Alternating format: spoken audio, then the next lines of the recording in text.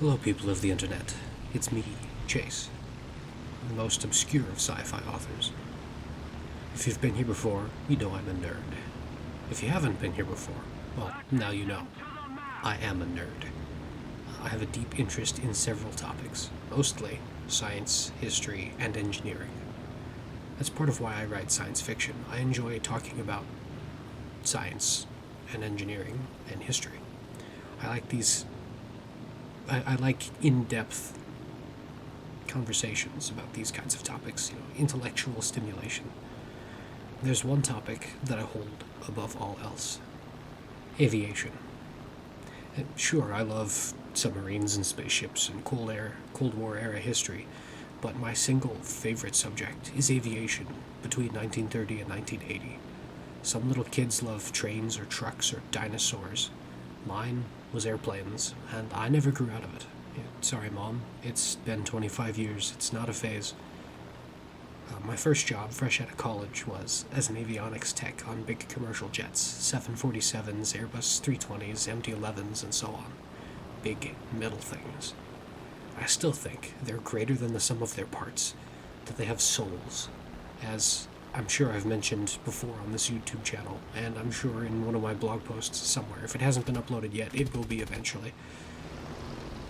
I have a lot of content on this channel about science fiction and science and some history and so on, but I've never much talked about airplanes, which is silly because I love airplanes and they're the closest, most dear things to my heart.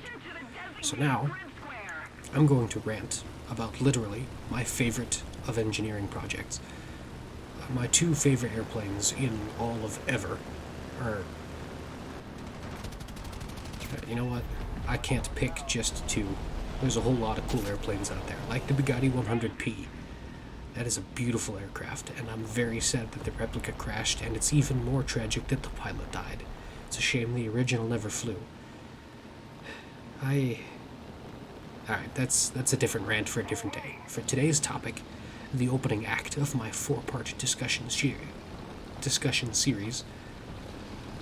we'll be talking about two of my favorite planes from my childhood. For starters, is the P47 Thunderbolt. What's cooler than a giant radial engine? A giant radial engine that lets... Man, I really can't talk, I'm sorry. A giant radial engine that lifts 8 50 caliber machine guns. How cool is that? Little 5-year-old boy of me loved the biggest, meanest, fastest airplane with the most firepower. And even if I have learned more different interesting planes and designs and concepts and such since then, even if I can't pick a favorite plane or even just two favorite planes, the Thunderbolt is one of the coolest, oldest, bestest planes, at least in my opinion. And when there's a cool good guy plane, there's a cool bad guy plane. The good old Messerschmitt 109, which is quite the opposite of the Thunderbolt. It's small, it has an inline engine instead of a radial engine, a 3-blade propeller instead of a 4, it has 3 guns instead of 8, a small, angular cockpit instead of the smooth bubble canopy of the Thunderbolt. It's all sharp and angular and mean instead of the smooth, rounded, refined shape of the Thunderbolt, of the jug. It's quite the opposite of the Thunderbolt, but it's just as cool. The 109 is literally the most produced combat aircraft ever. In the history of ever. And if I'm not mistaken, it could be the most produced airplane ever, not just combat airplanes. I'm not sure off the top of my head, but it might be the most produced plane. They built like 36,000 of them or something. I guess it's something I should look up if I'm to be quoting actual numbers at you. Okay, so the total production was a little less than 34,000 and change. Or, excuse me, a little more than 34,000 and change. Close to 35,000. It's a little less than 35,000. It's like 34,700. But still, that's a lot of planes, whether they were combat aircraft or not. But before I go ranting about the ME-109, let me talk a little bit more about the Thunderbolt and the idea behind this discussion series. The Razorback might have been cooler, just because it had, that mean, aggressive, angular cockpit which is the plane you see me flying around in the background. But the definitive model of the aircraft was the P47D. So I'll give you some quick specs on that. For starters, for comparison's sake, they made 15,636 P47s between 1941 and 1945. So a little less than half as many as 109s. They were renowned for being rugged. The big air-cooled radial engine meant that there were no radiators to spring leaks, for starters. Not to mention all the other inherent toughness built into their design, the number of wing spars and so on. The heart of this airplane is perhaps one of the greatest engines in history, the R2800 18-cylinder double-row radial, and the aforementioned 850 caliber machine guns with as many as 3,400 rounds to feed them. Plus, you could hang 2,500 pounds of bombs and rockets and stuff under a P-47. More than a lot of other single-engine fighters. Like I mentioned before, they're bigger and meaner and badder and cooler than most any other fighter I can think of. And they were fast. Faster even than the venerable P-51, and they dove like mad. They're excellent for the boom and zoom tactic.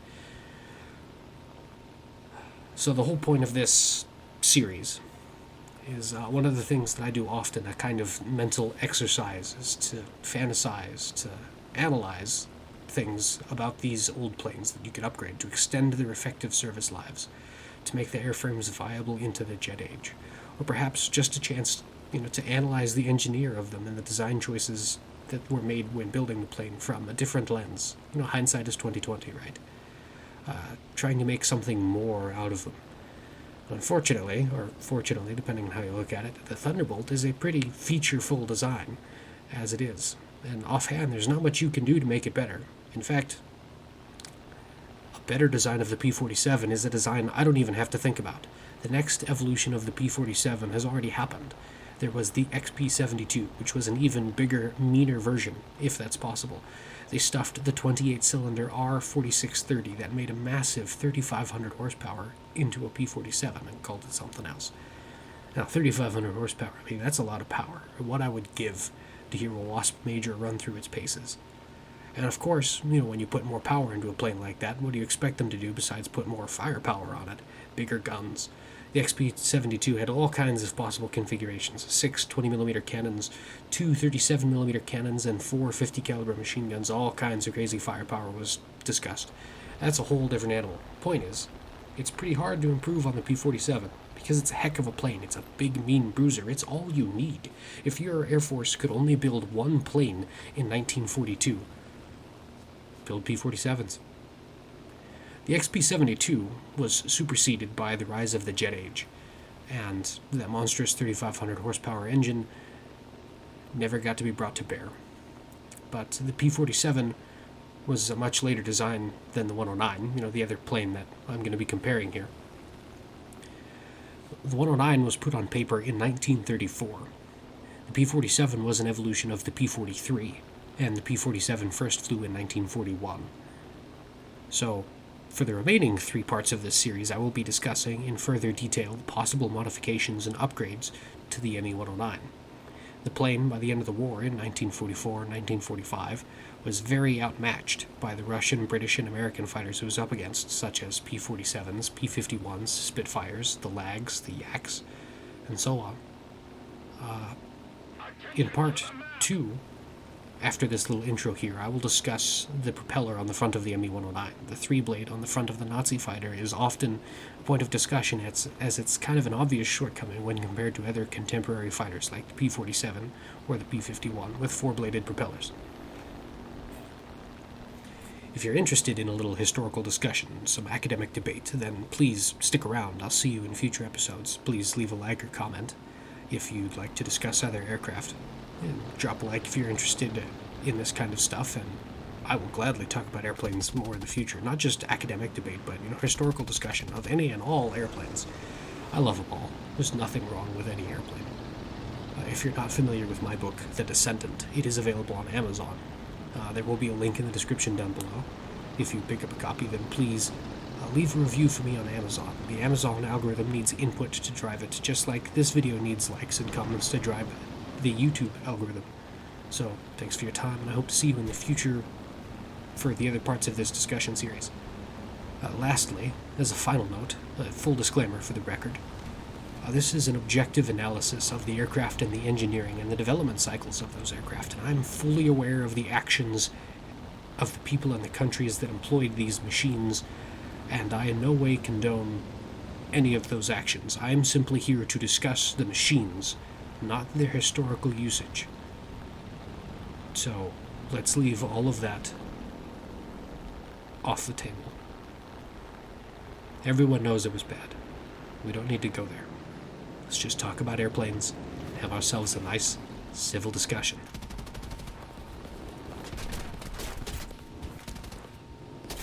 Alright, well, he rammed me. That's the end of it for me. I'll see you guys in the next one. Party hardy.